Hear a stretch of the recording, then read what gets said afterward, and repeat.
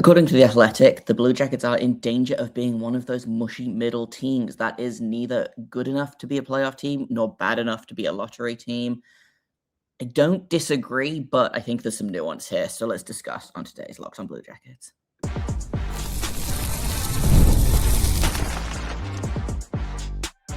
You're Locked on Blue Jackets, your daily podcast on the Columbus Blue Jackets, part of the Locked on Podcast Network, your team every day.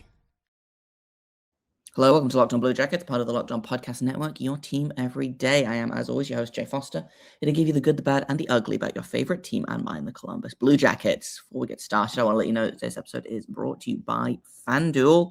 Join all the action at FanDuel.com to play daily dingers and make your free pick on who's hitting a homer this MLB season. Let's get right into it. So there was an Athletic article about which teams are in danger of being mushy middle teams, which is, are they going to be a lottery team or are they going to be a cup contender? Or, there's some nuance to A, what a mushy middle team is, and B, like whether that's a good thing or a bad thing necessarily. So I want to talk about that. I want to talk about what direction the Blue Jackets are heading in. Are they on the way up out of the mushy middle, or are they just going to keep getting stuck here? And I figured we would talk about, is this a playoff roster as currently constructed? Obviously, with the caveat that Adam Fantilli remains unsigned. However, I am going to be on a train and unavailable for a bunch of today, and I'm on vacation this weekend. So if they really wanted to drop it while I was unable to really do anything about it, this weekend would be great. And I know that the Blue Jackets love to drop news when I am unable to do anything about it. So let's get into it.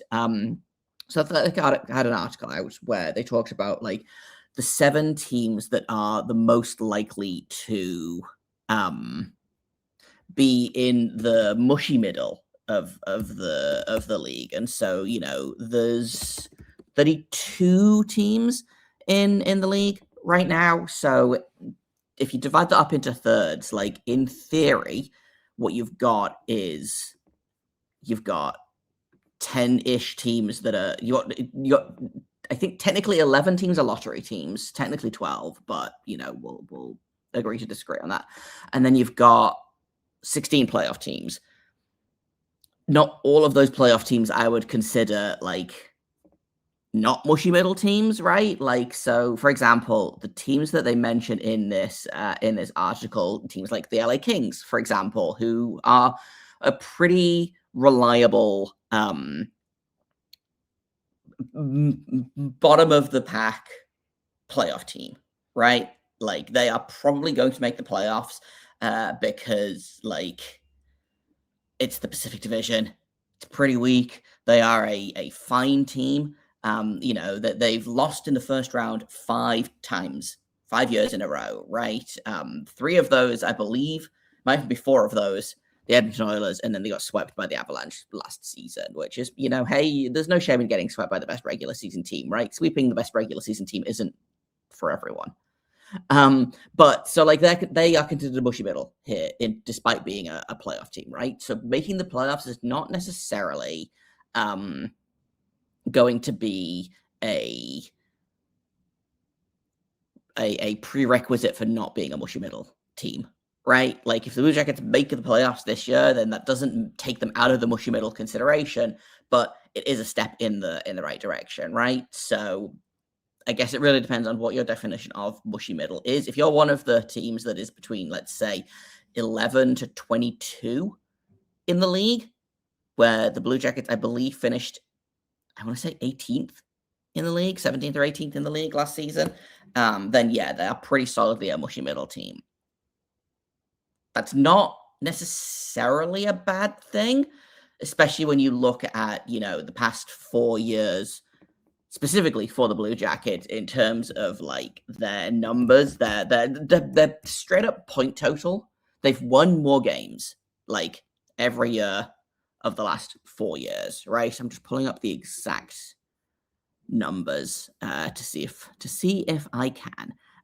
So the Blue Jackets in the last 4 seasons have gone from 59 points to 66 points to 89 points to 92 points, right? So they dropped a place in the Metro So they had 89 points, which was good for 4th in the Metro. 92 points was good for 5th in the Metro this past season. But just on a straight up points basis, they were a team that has improved, right? 25 wins to 27 wins to 40 wins to 40 wins. They lost more games they got more overtime losses this season than they did last season. That's why they had that points bump. But 40 back-to-back 40 win seasons, right? Like, that is a step forward to me. That doesn't make them not a mushy middle team, but it is arguably a step in the right direction. And that's what they talk about in this article a little bit as well, is that, like, there's not really anything wrong on the surface with being middle of the pack, being a team that is between that 10 to 20 standings range, especially if you're coming from a rebuild or you're trying to be, you're taking steps forward, where obviously the Blue Jackets are. But the goal has to be to take another step forward this season, right? And I think this is going to be a really interesting season because, again, if this is a season where they land in this mushy middle, they don't get, here's the thing.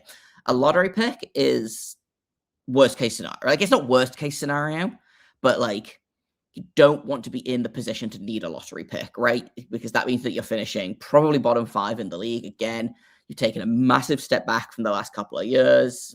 Zach Werenski might as well, leave like a big Zach Werenski-shaped hole in the wall as how fast he's going to be out of here. Like, the Blue Jackets need to be competitive this season.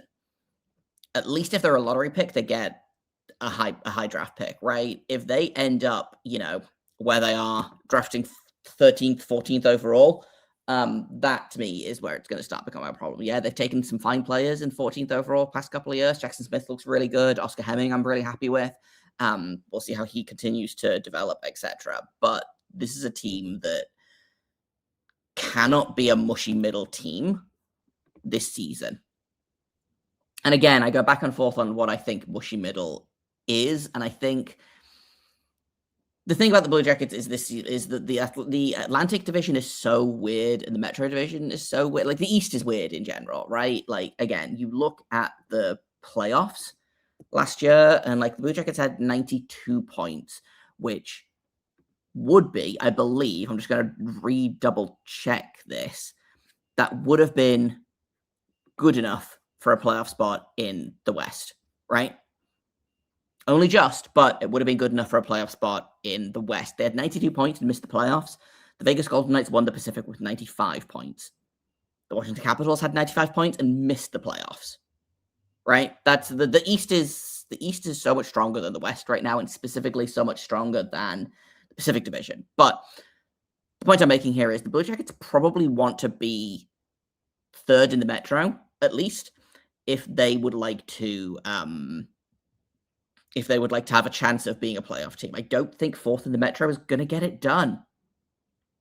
Maybe they can sneak into a wild card spot. Like, it looked pretty likely for a second there last season. But I think a lot of the teams in the Atlantic either got better or were already pretty good. Some of the teams in the Metro got better. Some of the teams will probably start to slide a little bit. But the Blue Jackets' goal has to be third in the Metro. And so that really means finishing at least 5th in, if I'm doing math right, or at least 6th in the conference. So the Flyers finished 8th in the conference and they were the 3rd Metro seed. So you want to be at least 8th in the East. The Flyers would have been 11th in the overall league. So again, yeah, top 10 is what you want. Partially because of weirdness with the East versus West, but the Blue Jackets, they need to be a top 8 team in the East minimum. They could sneak in with less than that. Ideally, they're going to need more than that. But as of right now, yeah, it seems pretty fair to say this is a mushy middle team. They've taken steps. They are no longer a lottery team, but to avoid getting stuck in the mushy middle, they've got to take more steps this season. So let's take a quick break and then we'll talk about whether I think they're going to be able to do that based on the things that they've done this offseason. We'll talk about that in just a second here on Locked On Blue Jackets.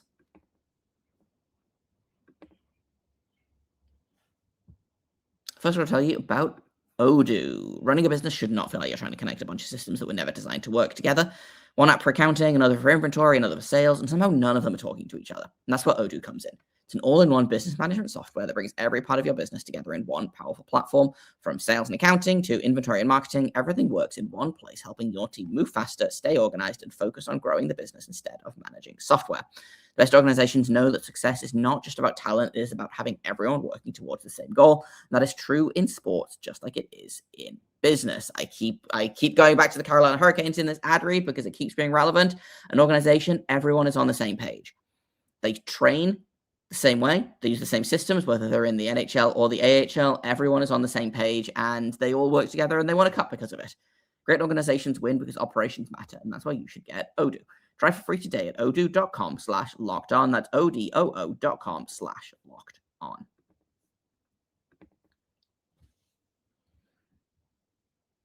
Welcome back to Locked On Blue Jackets. Thanks for making us your first listen of the day every single day. Let's talk about the Blue Jackets moving in the right direction. And again, in theory, yes, I talked about this in the first segment, right? They've gone from being like a 68-point or 59-point team 4 years ago to being a 92-point team this season. Like, that's a 33-point jump in the standings. They've gone from, missing the playoffs by 5 points they've gone from picking fourth overall, picking third overall. Technically, that was the year that they finished second worst in the league and got jumped by Chicago to win the lottery, but that's beside the point. But they've gone from being 31st in the standings to 18th in the standings. They've gone from being at the bottom of the Metro to being 5 points out of a playoff spot, right? Like, there is improvement. They are heading in the right direction. The question now has to be, have they done enough to take that next step? The article says that they've got about a 50-50 chance of making the playoffs. Let me pull up the exact thing. They're a good enough team on paper to be roughly a 50-50 bet to make the playoffs next season. Val Nichushkin is a pretty good pickup, offset by the departures of Mason Marshman and Boone Jenner. So I guess the question is, do you think Val Nichushkin is going to make up for losing Mason Marshman and Boone Jenner? If Nichushkin can stay healthy, I think he's an improvement on Marshman. The question for me here is going to be, how do they replace Boone Jenner's minutes, right? Because I do think that it was time to move on from Boone Jenner. I think it was just one more veteran that is not necessarily blocking the space of a young player, but not giving the young players an opportunity, right? He averaged just over 16 minutes this season of ice time. How are they going to replace those 16 minutes, right? If they replace it with, if someone like, for example, Kent Johnson, whose ice time dropped dramatically this season, great. Dmitry Voronkov might get some of that ice time. Young guys like Luka Delbo-Belouz, potentially, but if your plan to replace Boone Jenner in the lineup is by just giving more minutes to guys like Miles Wood or giving, a lineup spot to someone like Ryan Lomberg, then that's probably, or not probably, that is a downgrade, right? So it really depends on, I think the departure of Jenner needed to happen. As much as, again, I've talked about this where it sucks emotionally to lose the captain. It sucks in a lot of ways, right? But depending on how you replace Jenner, I think is going to be key to what the outlook of this team is this season. Because if they manage to get better minutes out of those Jenner minutes, again, if Johnson gets more ice time and rebounds, if Voronkov manages to find his way back into the lineup, right? Sean Monahan and Connor Garland need to bounce back. Sean Monahan had a brutal season, wasn't healthy for basically any of it. Connor Garland started strong and kind of fizzled out pretty quickly after the trade. Is he going to be an option to, maybe take some of Boone Jenner's minutes on secondary power play time, etc. Val Nichushkin probably takes Boone Jenner's penalty kill minutes, which I think is a big improvement. Like, if you can replace the offense of Mason Marshman and the ice time of Boone Jenner with, Nichushkin plus, parceling a little out here, a little out there, etc., then I think that's pretty good. If you want to just replace Boone Jenner straight up with someone like Ryan Lomberg, then that to me is a step backwards. And I don't think that's the plan. I think Lomberg is a guy that they are probably going to, here's what they should do, is Lomberg should probably go down to the Monsters. Stick him on waivers, and if you need him, you need him. what is probably more likely, I think, is he probably plays games where they think it might get a little spicy. Now that Mathieu Olivier has proven that he can score goals, they don't necessarily want him fighting all of the time. Ryan Lomberg is willing to fight. He's an energy guy. Does it matter that he's an active liability on both ends of the ice when he's on the ice? Well, we'll get to that. But my hope is that they're not just going to be like, well, we got a new veteran to replace Boone Jenner. We're going to play Ryan Lomberg in, the middle six or the bottom six or wherever and play him 16 minutes a night. Like, I don't think they're going to do that, and they shouldn't do that, but that is going to be, a real indicator of what happens. The most important thing about the Blue Jackets is that they take a step forward, and a lot of that is going to be individual guys taking steps forward as well, right? Again, Adam Fantilli, I think, you're probably going to get 60 to 70 points from him, hopefully 25 to 30 goals from him. Would love more. I think he's absolutely capable of more. He's still got another year or so before I think he really, really pops off. But he's going to be a big part of this team going forward, right? Ken Johnson needs to rebound.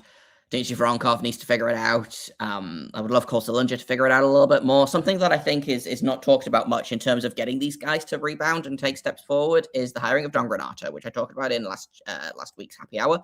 We talked a little bit about how he's known for unlocking the offensive presence of young players, right? Like Tage Thompson is a really good example of this, he really popped off under Don Granato's coaching. We know that Rick Bowness is good defensively. We know that he's going to focus on that. If you can get Granato working with these young players, I was thinking about this last night or the night before, maybe, of like, we talk a lot about Ken Johnson needing to unlock, and can Granato work with Voronkov? Can he get Fantilli to take steps forward? Can he get Marchenko to take steps forward and become a real superstar in this league, etc.? Can he get Cole Sillinger to score goals again? Because he was drafted as a goal scorer, and they decided to make him into a two-way center, which didn't work. He's back on the wing now. Is this going to be a case where they say, hey, work with Sillinger? If you can get, what's he making? Like 4.25, 4.5, something like that. If you can get 20 goals out of Cole Sillinger because of Don Granato, it's a massive jump there. And then he becomes a much more realistic threat in the middle six, because as of right now, he's a fine third line player. That's an example of how they can take steps forward to avoid being, again, a mushy middle team, or they can step out of being mushy middle. I think they probably technically finish the season in what I would consider a mushy middle place. But, if the Blue Jackets can finish, 10th or 11th in the league,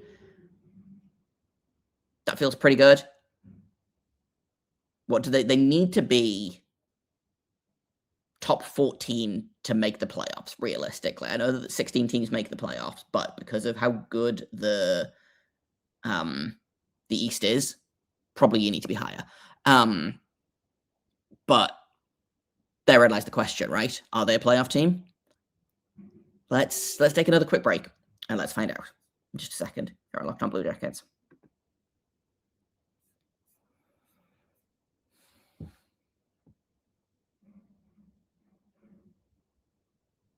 Welcome back to Locked On Blue Jackets. I kind of finished my thought halfway before I went to break, and I didn't mean to do that, but let's finish off here. The Blue Jackets will probably finish the season in what people would consider a mushy middle spot, between 10th and 20th in the league. The goal is to be the top half of that, right? The goal is to be 10th, 11th, 12th in the league. Arguably, you want to be higher than that. What did I say? The Flyers finished 11th in the league, and they were the third Metro spot. So if the Blue Jackets want to be the third Metro spot, that is really what you're aiming for. And again, ideally, you want to be higher. But I don't think necessarily that 15th in the league is gonna cut it, just because of how good the East is and how weak the West is, right? Like, there's gonna be teams that finish 17th, 18th in the league in the West that make the playoffs because of how weird the West is, and why It's the way that it is. So I'm just pulling up the numbers again. So the playoff team that has the lowest, so the Kings finished 20th in the league and made the playoffs, right? On the flip side, the Washington Capitals finished 12th in the league and missed the playoffs, right? So you want to be top 10. In the East, you need to be top 10 in the league to have a shot. Of the top 10 teams last season, 3 of them were from the West and 7 of them were from the East, right? And I'm not going to sit here and say the Blue Jackets should try and win the Metro because I don't think that's likely.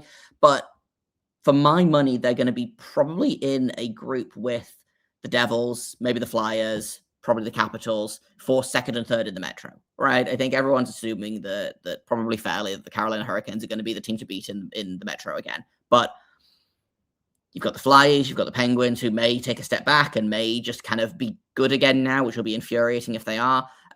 You've got the Devils, who, if Jack Hughes can stay healthy, if they can figure out their goaltending, you've got the Capitals, who probably improved, and throwing everything at one last go for Ovi.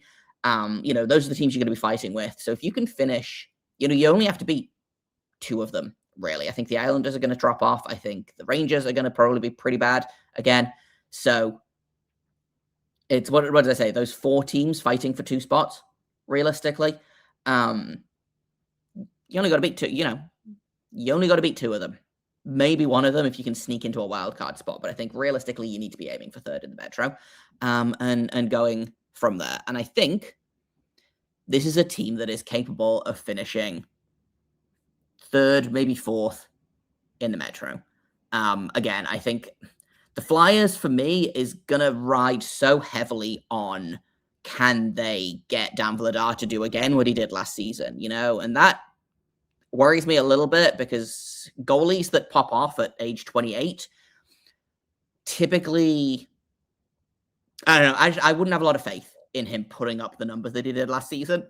The Penguins, again, could go either way. They've got new goalies, or they've got one new goalie at least, I think. They brought Shilov's back. If they can continue to outscore their defense, then they'll be fine. But Crosby's a year older, Malkin's a year older, Carlson's a year older, Letang's a year older, right? Like, the kids are going to have to step up there, and the kids may or may not do that.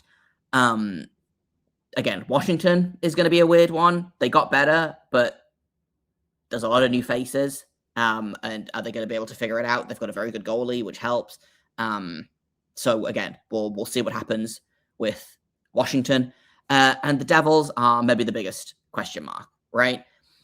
If Jack Hughes is healthy, then things look good. Their goaltending worries me, and also just like Jack Hughes' ability to stay healthy, straight up worries me. For many reasons, but he just seems to be unlucky, right? Like, it's not like he's got a chronic health issue necessarily. He missed a bunch of time this season because he fell onto a broken glass at a restaurant and cut like his hand open. Jack Hughes has never played 82 games. He has had one season where he played 78 games. That was 22-23. Now, 2 of these seasons are the COVID shortened seasons, so 19-20 and 20-21. He played mostly full seasons then. It was his rookie season and then the season after that. When he's healthy, when he's playing, he's incredible, right? He drives this team massively, but can he play a full 82 games? That's going to be the big question for me with the Devils. So I don't know. I think the Blue Jackets can beat the Devils. I think they can probably beat one of the Penguins and the Flyers. So now it becomes, can they beat the other one? And what does Washington do? There is definitely a path for this to be a playoff team. I don't know that I want to hedge my bets yet or I don't know that I want to lock in my bet yet on whether this is a playoff team or not. We'll see what the number for Adam Fantilli comes in at. We'll see if they have to move anyone for that. The Don Waddell said, and this was like 3 weeks ago, and he's still not signed. So, that's what it is. But he was like, we're hoping to get Fantilli signed and then maybe do something else as well. I don't know what that something else is, but I don't know that he's going to have a whole lot of cap space to improve the team this season. unless he moves someone else out. So again, does he move Ronkov? Does he move Fabro? Does he move Elvis? There's a whole bunch of questions happening here. This should be a playoff roster. I think on paper, this is probably a playoff roster. If they can not do the thing they did last year, which was A, collapse late, and B, collapse late in every third game, it felt like, which the late game collapses did stop when Bonus took over. Just kind of at the end there, I think they ran out of steam. So we'll see what happens. But on paper, I think this is a playoff team. I'm not ready to lock in whether I actually think they're going to make the playoffs, but on paper, this looks like a playoff team to me, providing guys step up and play to the level that they should be playing at, which injuries happen, unluckiness happens. You need more from like half a dozen of the guys on the Blue Jackets this season than you got last season. I am cautiously optimistic, but like I said, we'll see. That's all I've got for today. Tomorrow, I'm going to try and get an episode out, but because I'm traveling, I don't know what that's going to look like. If Adam Fantilli signs, then obviously we will drop everything and try to do an episode. But I'll be back at some point.